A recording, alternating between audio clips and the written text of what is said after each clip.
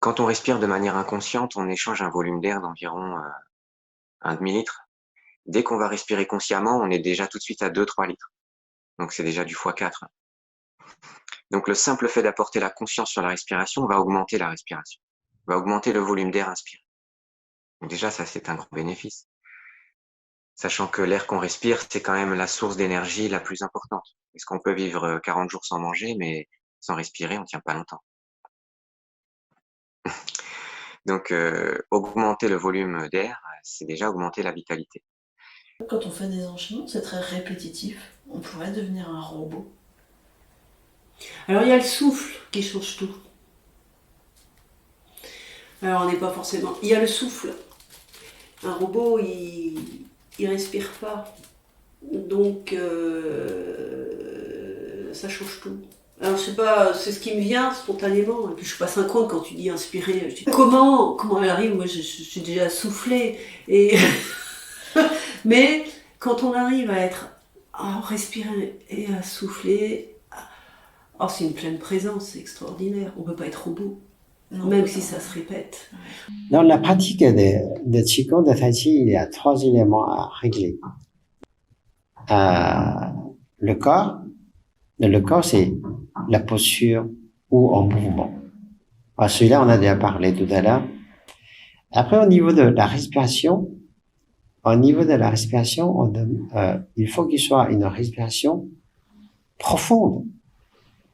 Le but, c'est pour prolonger notre respiration. Il ne faut pas qu'il soit devienne plus court. C'est au contraire, il faut qu'il soit devienne plus long, plus profond. Normalement, il faut qu'il soit une respiration abdominale. Mais pour celui-là, on dit plus lent, mieux c'est. Plus profond, mieux c'est. Donc, quand c'est plus long, plus profond, ça permet d'améliorer les fonctions des poumons. Ça permet d'augmenter le volume de notre capacité de faire rentrer plus d'air. Et ça donne plus de temps pour que comme l'air, il change dans les poumons, fait un échange d'oxygène avec des CO2, poisson avec du dioxyde de carbone. Voilà, donc ça c'est très bien pour notre fabrication de l'énergie zhongqi, c'est de l'énergie fondamentale, parce que zhongqi il est formé au niveau des poumons. Il faut l'énergie nutritive et aussi l'énergie de l'air de l'extérieur. Donc dans l'air, l'extérieur, il n'y a pas que oxygène, il y a autre chose. Donc c'est des champs pour fabriquer l'énergie zhongqi. Donc la respiration, il n'est pas toujours associé avec les mouvements. C'est au contraire, la respiration souvent, il faut qu'il soit naturel, surtout au départ. Et plus tard, donc on fait le mouvement associé avec la respiration. Ça c'est un niveau un peu plus avancé. Donc pour le débutant, il ne faut pas rechercher comment faire la respiration. Si votre corps est correct, naturellement, vous respirez par le ventre. Si votre corps n'est pas relâché, votre énergie est toujours en haut, c'est au contraire, ça va monter. Ça peut provoquer des vertiges, même des syncopes. Après, dans les pratiques avancées, il y a aussi du travail respiratoire, du travail des émissions de son, etc. Mais c'est pareil, disons que c'est un peu subtil parce que pour aborder les pratiques respiratoires, il faut être dans un état de profonde détente pour que les mouvements respiratoires se fassent à partir de l'énergie et surtout pas à partir de la volonté ou de la crispation. Parce que, encore une fois, le mouvement respiratoire, le but, c'est de créer un mouvement d'énergie. Donc, si on respire, bon, physiquement, ça va faire du bien, et c'est toujours bien de respirer. Enfin, il faut le faire, mais disons que on va pas forcément avoir les bienfaits ou les objectifs si on travaille à partir de la volonté. Donc voilà, on pourrait résumer ça comme ça, c'est que il y a la volonté et puis il y a l'énergie, ce sont deux choses différentes. Et dans le Qigong Tuina, on essaye de travailler à partir de l'énergie. Parfois, pour déclencher le truc, on met un petit peu de volonté, mais il faut vraiment que ce soit pas très longtemps et que ce soit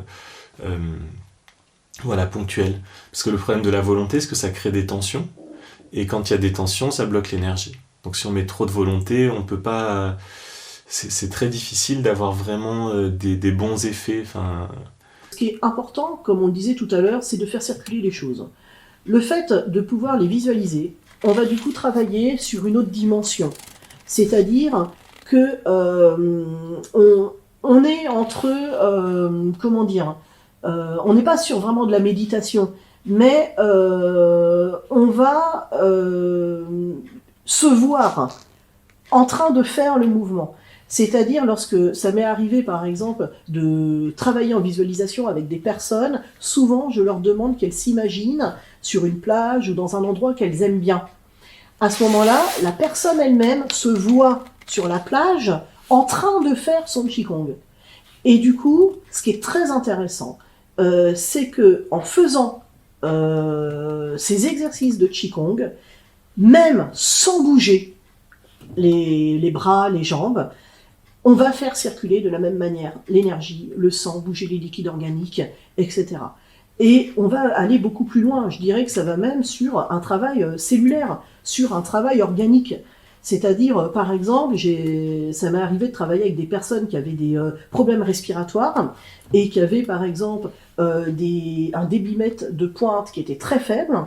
Et en fait, cette personne faisait son Qigong, et en faisant le Qigong, elle prenait ses valeurs respiratoires avant, faisait le Qigong sur des mouvements qui travaillaient sur les méridiens poumons et sur l'ouverture de la cage thoracique avec ouverture des alvéoles, et à la fin de son Qigong, reprenait ses valeurs, et les valeurs avaient augmenté de manière très significative. Donc en simple visualisation. En simple visualisation, sans bouger les bras ni les jambes, en étant couché. Ça veut dire qu'il y a un pouvoir de la visualisation qui est vraiment mais très très très important.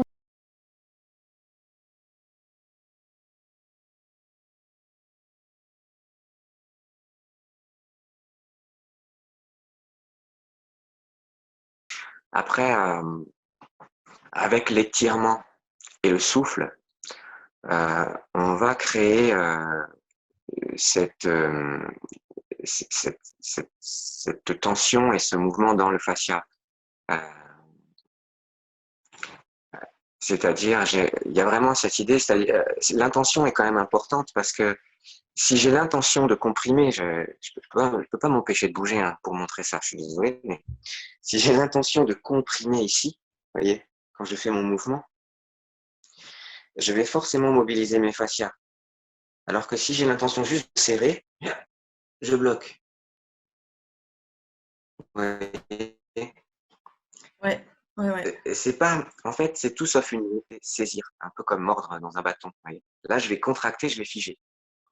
Mais si en fait j'ai toujours cette attitude de compression, ouverture, compression, vous voyez, c'est pour ça que j'utilise l'image de l'éponge, parce qu'elle me paraît totalement appropriée.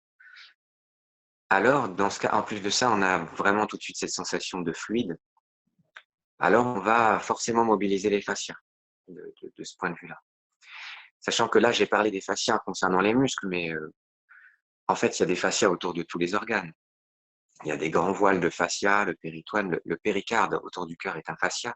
Et tous ces fascias sont connectés au diaphragme. Donc en fait, en mobilisant le diaphragme, en faisant des respirations abdominales et profondes, comme on va les apprendre dans tous les cours de Qigong, vous allez, de par votre respiration profonde, ample, mobiliser les fascias. Et donc, ensuite, en faisant ce travail de compression, expansion-compression. Ça, c'est quelque chose qui me tient à cœur. C'est vraiment, on dit toujours équilibrer le feu et l'eau. Ça paraît assez nébuleux comme ça.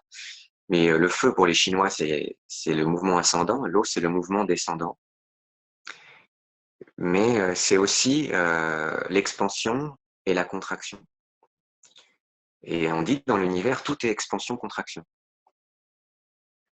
Si on regarde l'univers d'un point de vue des étoiles, on voit l'univers en expansion. Si on regarde l'univers d'un point de vue des trous noirs, on voit l'univers en contraction. Mais la respiration, c'est expansion-contraction aussi. Et si en fait on a vraiment cette attitude, c'est pour ça d'ailleurs j'en viens à ce travail qui peut faire vivre la posture de l'arbre, c'est d'essayer d'entrer dans cette respiration globale en fait. On dit respirer par tous les pores de la peau.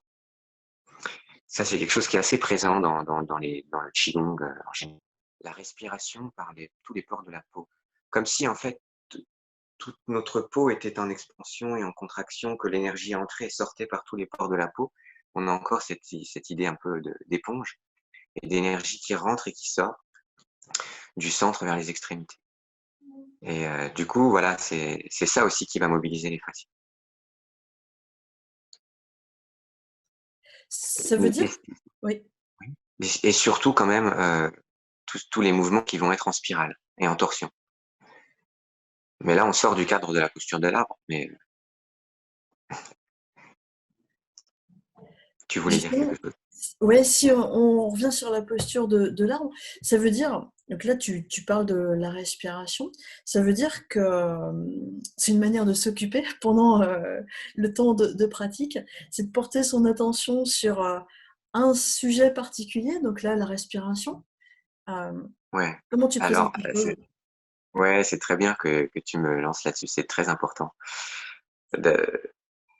Peut-être qu'en regardant cette vidéo, il y a des gens qui vont dire « Ouais, ça a l'air génial, il faut que je fasse de la posture. » Et du coup, ils vont se mettre en posture et ils vont bien voir que une fois qu'ils auront réglé tous les détails structurels, on fait un petit check-up, j'en parlerai tout à l'heure de comment mettre en place la posture. On se rend compte que la difficulté de l'exercice, c'est pas du tout le physique finalement, c'est l'esprit. C'est l'esprit qui tient pas en place, qui va vagabonder. On parle de l'esprit singe. L'esprit est un singe. C'est-à-dire qu'à un moment donné, il s'évade, il se divertit, puis il passe d'une idée à l'autre et puis il zappe. Comme ça, sur l'écran de la conscience, il y a plein de choses qui apparaissent et on zappe, puis ça défile comme ça, le temps passe et on pense à 10 000 choses. Maître Yang Jungmin disait dans un de ses livres, l'esprit est un singe, donnons-lui une banane. Et cette banane, c'est la respiration. Pour l'occuper. De la même manière, les bouddhistes récitent des mantras et font tourner les perles du chapelet comme ça. Et Om Mani Padme, et hop, et en fait, c'est juste pour occuper. C'est pour occuper, c'est pour permettre à l'esprit de ne pas vagabonder. C'est une sorte de discipline du mental. L'idée, c'est que si le mental arrive à se focaliser sur une seule et même idée pendant un long moment, alors il va s'apaiser. Donc la respiration, c'est fabuleux parce que à la fois ça occupe l'esprit et à la fois ça met la conscience dans le corps. Donc en général, c'est ça qu'on fait. J'inspire, je suis conscient que j'inspire, j'expire, je suis conscient que j'expire. Aussi simplement que ça. Si on est ennuyé, au bout d'un moment, on peut rajouter, j'inspire, je suis calme, j'expire, je suis détendu. On peut jouer, mais il faut pas en faire trop non plus parce qu'après, c'est encore une ruse de l'esprit qui va chercher à zapper. Quand on respire de manière inconsciente, on échange un volume d'air d'environ un demi-litre. Dès qu'on va respirer consciemment, on est déjà tout de suite à 2-3 litres. Donc c'est déjà du x4. Donc le simple fait d'apporter la conscience sur la respiration va augmenter la respiration, va augmenter le volume d'air inspiré. Donc déjà ça c'est un grand bénéfice. Sachant que l'air qu'on respire, c'est quand même la source d'énergie la plus importante. Parce qu'on peut vivre 40 jours sans manger, mais sans respirer, on tient pas longtemps. Donc augmenter le volume d'air, c'est déjà augmenter la vitalité. Pour parler un peu de médecine chinoise, on dit en médecine, dans la théorie des 5 éléments, on dit le métal engendre l'eau. Le métal, c'est les poumons et l'eau, c'est les reins. Donc l'énergie du poumon favorise l'énergie des reins, engendre l'énergie des reins. Les reins, c'est la longévité. Donc tout le monde cherche la longévité. C'est souvent comme ça qu'on vend le Qigong d'ailleurs. Parce que justement, ça renforce l'énergie des reins par l'ancrage, par la connexion à la terre, mais surtout par la respiration, puisque en favorisant l'énergie du poumon, on nourrit l'énergie du rein par loi d'engendrement. Et physiquement d'ailleurs, ici, quand mes poumons se relâchent, là, quand je creuse, quand je relâche la poitrine, je remplis cette zone-là où sont mes reins. Donc, c'est pour ça la posture de l'arbre, on relâche la poitrine et l'énergie des poumons plonge vers le bas du dos. Les reins sont physiquement à cet endroit-là, c'est-à-dire que si je mets mon bras comme ça, j'ai l'avant-bras, on m'entend peut-être plus quand je suis tourné, j'ai l'avant-bras sur mes reins, et les reins sont associés aux lombaires et aux jambes. Donc, on renforce les appuis, on renforce la connexion à la terre, et en relâchant la poitrine, on renforce les reins. Enfin, en vidant l'énergie, en relâchant finalement la poitrine, en laissant l'énergie du poumon descendre, les reins vont être favorisés, les lombaires vont être renforcés. Parce que, en général, si on a la poitrine trop ouverte, ça a tendance à creuser le bas du dos, comme ça. Plus j'ouvre ici, plus je creuse en bas. Plus je relâche en haut, plus ça va tendance à remplir en bas. Donc, relâcher la poitrine va me permettre plus facilement d'ouvrir et de renforcer les lombaires. Sachant que dans la posture, il faut faire très attention à garder une position de neutralité. Parce qu'on a souvent tendance à trop creuser comme ça, trop fermer aussi. C'est des pièges. C'est toujours pareil. Entre l'entre-deux, si difficile à trouver et à maintenir. Et tu as d'autres questions par rapport à ça, la respiration, le travail de l'esprit? Si tu veux, on peut peut-être partir du corps, donner quelques indications pour s'installer dans cette position. Avant, si tu veux bien, sur la respiration, tu as parlé de la respiration de l'air, donc ça va dans les poumons, d'accord. Mais tu as parlé de la médecine chinoise, donc de l'énergie. Ça veut dire que sur chaque inspire et expire, c'est un travail énergétique qui s'enclenche. En effet, au début, on pense aux poumons, mais déjà tout de suite, généralement, on fait des respirations abdominales. Donc, comme on gonfle le ventre, par exemple, la conscience est déjà plus bas. L'idée, oui, comme je disais, c'est de renforcer la vitalité, donc de remplir le dantian. Et en général, remplir le dantian, c'est comprimer le chi dans le dantian. Donc, à l'inspire, on remplit le ventre. À l'expire, j'ai envie de dire, on va condenser le ventre, si on veut faire ce travail. C'est-à-dire, c'est comme si à l'expire, je tassais comme ça et j'amenais le chi, je le verrouillais dans le dantian. J'inspire, mon corps se remplit et à l'expire, hop, je relâche bien le haut et je comprime.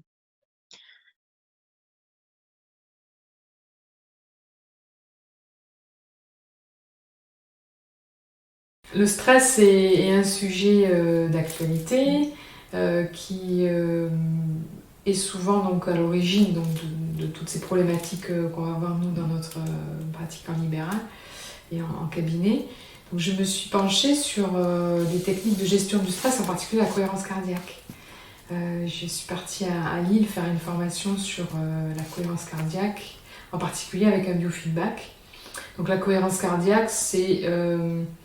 on va dire, alors j'ai fait les liens après, en fait. Les liens avec le Qigong, c'est qu'après, je me suis dit, ah, mais il y a quand même des choses, il y a des passerelles.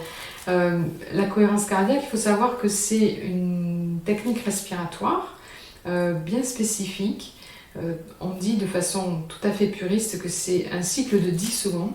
C'est-à-dire sur 10 secondes, on va inspirer, expirer, donc ça veut dire qu'on va faire une inspiration sur 5 secondes, une expiration sur 5 secondes. Ce rythme-là va mettre en route de façon automatique et physiologique et involontaire notre système de régulation autonome dans notre système nerveux qui pourrait être comparé au frein d'une voiture. Et en fait, donc ce qu'on appelle le système parasympathique. Et en fait, ce système-là, il est mis à mal par le stress, avec un stress aigu, on va parler d'adrénaline, un stress chronique, on va parler de cortisol. Et du coup, cette production, ce bain dans lequel sont nos cellules, bain de cortisol ou bain d'adrénaline, va créer en fait une surstimulation. C'est comme si on était constamment le pied sur l'accélérateur. Et quand on dit je n'arrive pas à ralentir, je n'arrive pas à me détendre, je n'arrive pas à relâcher, c'est parce que en fait, déjà dans notre corps, dans notre physiologie, on est constamment sous cortisol. Donc ces recherches qui ont été faites, des recherches scientifiques qui ont montré qu'en fait notre système d'adaptation qui régule notre température, qui régule nos battements du cœur, qui régule tout notre système digestif, qui est complètement autonome, peut être travaillé et influencé avec la respiration.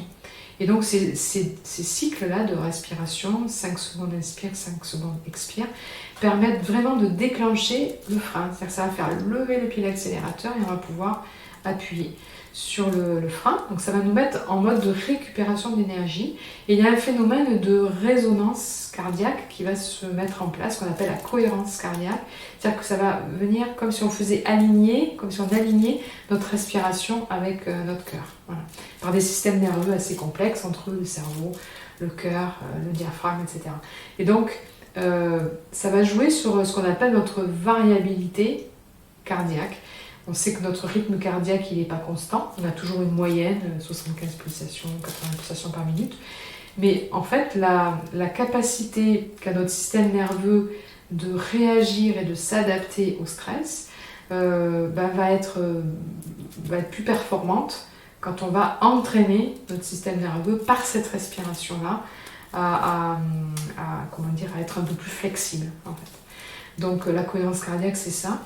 Et c'est un entraînement. Alors on parle de la règle de 365, c'est-à-dire de faire 3 fois par jour, 5 minutes de respiration, donc 6 cycles par minute. Donc en fait, ça correspond en gros à 10 secondes.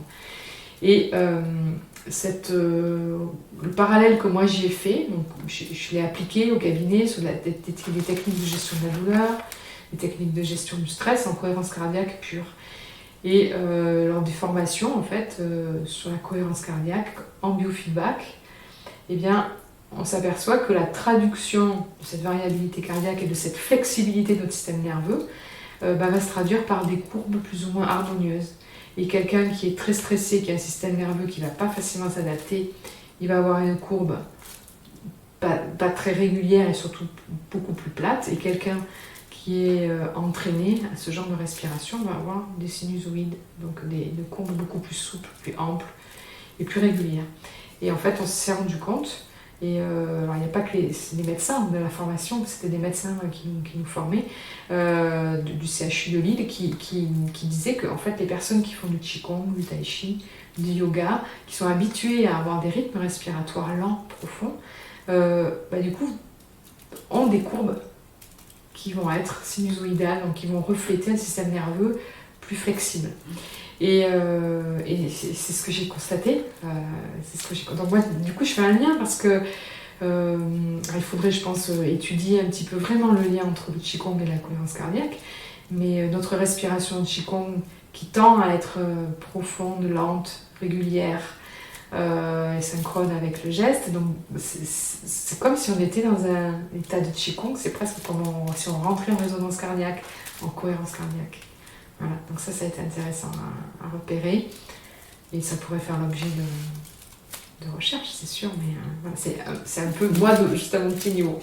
Oui, mais déjà sur toi tu l'as mesuré, Ouais. puis dis que donc, les médecins d'information l'ont constaté eux Oui. sur un plus grand nombre. Oui, sur Ouais, le c'est- panel d'étudiants en fait qui venaient et de professionnels, enfin c'est des professionnels soit de la relation d'aide, soit des professionnels de santé qui pratiquaient ou qui ne pratiquaient pas. Et du coup, on pouvait là vraiment voir les différents types de courbes. Évidemment, ça mériterait de faire des recherches de manière plus systématique, enfin, avec des groupes de personnes dans un protocole très posé. Mais on peut dire, souvent, on entend les gens dire que le Qigong, ça les apaise et ça calme la respiration aussi. Donc, on peut assez facilement imaginer un lien. Et puis, on entend aussi que ça apaise au sens moins nerveux dans la vie quotidienne, moins d'irritabilité, etc. Ce qui va aussi dans le sens d'une... Peut-être on peut faire l'hypothèse d'un lien avec cette augmentation de la variabilité, de l'adaptabilité du système. Oui, Donc, tout ça, ça mériterait... Oui, c'est passionnant.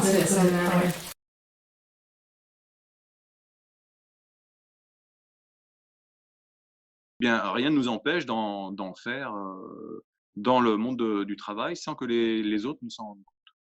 C'est la raison pour laquelle, donc, il y a pas mal de techniques, en tout cas du Qigong d'entreprise, qui sont très discrètes. Notamment, les techniques les plus discrètes, ce sont les techniques respiratoires. C'est-à-dire qu'on peut tout à fait respirer sans que les autres se rendent compte de ce qui se passe à l'intérieur de soi. Alors, les exemples que je pourrais citer, par exemple, c'est vous êtes en réunion.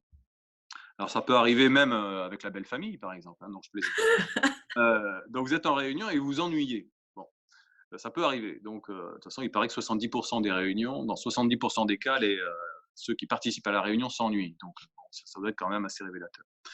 Donc, si vous vous ennuyez en réunion, par exemple, vous pouvez tout à fait continuer votre travail de Qigong et énergétique. Premier exercice, donc si par exemple vous souhaitez éliminer une énergie, ce qu'on appelle perverse, Pon-Chi, c'est-à-dire quelqu'un, par exemple, vous êtes disputé avec votre voisin de bureau ou avec un collègue quelques minutes avant. Ensuite, vous partez en réunion ou alors vous êtes à votre bureau et vous souhaitez éliminer une énergie conflictuelle, une émotion conflictuelle. À ce moment-là, vous asseyez donc sur votre chaise, je vais reculer un petit peu, donc sur l'assise de la chaise, vous décollez du dossier, vous redressez la colonne vertébrale, vous mettez les mains sur les genoux et surtout, très important, vous relâchez les épaules, d'accord, de manière extrêmement simple. Bon, on ne va pas rentrer dans l'orthodoxie de la posture, mais bon, voilà, essayez de relâcher tout ça, comblez bien les lombaires ne sont pas creusés. Hein, donc, la colonne est bien alignée, épaules bien relâchées, le menton légèrement rentré. Voilà, la langue, ce n'est pas la peine de la connecter. Bon, voilà. Et puis, essayez d'être un peu en relation avec le ciel. Voilà, donc vous tirez un peu la colonne vers le ciel comme ça. Et là, l'exercice, il est assez simple. C'est déjà d'être le plus détendu possible. D'accord ? Premier exercice que moi, je vous conseille, alors évidemment, alors les yeux mi-clos ou ouverts. Hein, au début, on travaille souvent les yeux mi-clos. Puis quand on a l'exercice en main, les yeux peuvent être ouverts. Si vous êtes en réunion, évidemment, ben, les yeux seront un peu plus ouverts que mi-clos, parce qu'il ne faut pas montrer aux autres que vous ennuyez. Donc, et là, vous êtes là, et puis vous essayez de ressentir par la respiration l'ensemble de votre peau, de votre épiderme, et notamment des pores de la peau. D'accord ? Voilà, et vous êtes là, et puis à ce moment-là, vous inspirez par l'ensemble des pores de la peau. Ce n'est pas toujours évident au début, mais enfin, avec un petit peu d'habitude, on y arrive. Et ensuite, à l'expire, la bouche est ouverte. Et là, vous expirez la bouche ouverte, assez discrètement si vous pouvez, et vous imaginez un nuage grisâtre qui sort de la bouche et qui évacue toute la contrariété que vous avez vécue quelques minutes avant ou une heure avant, etc. Donc, en résumé, donc vous inspirez par l'ensemble des pores de la peau. Éventuellement, vous faites venir, vous concentrez toute cette contrariété en dessous du nombril, à l'intérieur de l'abdomen. Hein, donc, c'est ce qu'on appelle le dantian inférieur. 3 travers de doigts sous le nombril, à l'intérieur du corps. Et donc, et sur l'expire, la bouche ouverte. Et vous évacuez en conscience. C'est pour ça que le chi suit le yi. Hein, l'énergie suit l'intention. Et là, vous évacuez la contrariété. D'accord ? Alors, vous le faites 9 fois, pas plus, parce qu'au-delà, les taoïstes ont tendance à considérer que c'est sa propre énergie vitale, yuan chi, qui a tendance à partir. Donc, on le fait 9 fois. D'accord ? Et ensuite, on a cette étape qui est très importante, que parfois on néglige, c'est de simplement observer, une étape que j'appelle Wu Wei, c'est-à-dire non agir, c'est-à-dire qu'on s'observe simplement et on essaye de ressentir dans son corps ce qui se passe, et avec cette impression de s'être détaché finalement d'un poids qui nous encombrait, de la contrariété qui est partie au loin et qui s'est éloignée. Éventuellement, ce que l'on peut faire pour rajouter une intention mentale supplémentaire, mais il ne faut pas qu'il y ait trop de mental en Qigong, hein. On dit que c'est 20% d'intention mentale et 80% de vide. D'accord ? Et c'est un peu comme si on pratiquait comme dans un rêve, en fait, hein. Ça, c'est un des secrets du Qigong taoïste. Plus il y a de mental, moins ça marche. Plus il y a de mental, moins le Qi circule de manière fluide. Donc l'idée, c'est véritablement comme si on rêvait, donc en douceur, sans aucune contrainte. Il n'y a aucun objectif là-dessus. Je rappelle que la performance est une conséquence et non pas un objectif mental. Donc ici, inspire par l'ensemble des pores de la peau, en douceur, comme dans un rêve. J'essaie de concentrer très doucement toutes les contrariétés en douceur dans mon dantian inférieur. Et à l'expire en conscience, j'expire par un nuage grisâtre qui sort de la bouche. Et là-dessus, je conseillerais peut-être, pour ceux qui le souhaitent, plutôt de regarder la Terre et à ce moment-là, d'imaginer que la Terre récupère, un peu comme le CO2 de la photosynthèse, eh bien, ce n'est pas du gaz à effet de serre, mais en tout cas nos toxines.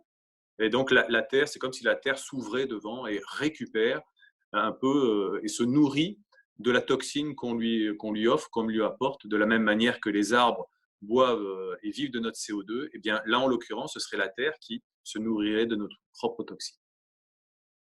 Donc voilà, ça c'est le premier exercice, donc à 9 reprises. Et ensuite, voilà, on observe simplement en conscience ce qui se passe à l'intérieur de notre corps. Et c'est comme si on ressentait le fait de s'être débarrassé un peu d'une veste un peu lourde. Et on se dit, ah, ben finalement, je me sens un peu plus léger. Et par une simple observation. Voilà, ça c'est un exercice très simple qui peut se pratiquer sans forcément que les autres ne s'en rendent compte, hein. C'est assez mental. Et comme dans un rêve, hein, il y a finalement peu de mental malgré tout. Il y a 20% de mental et tout le reste, c'est du lâcher prise, c'est du laisser faire.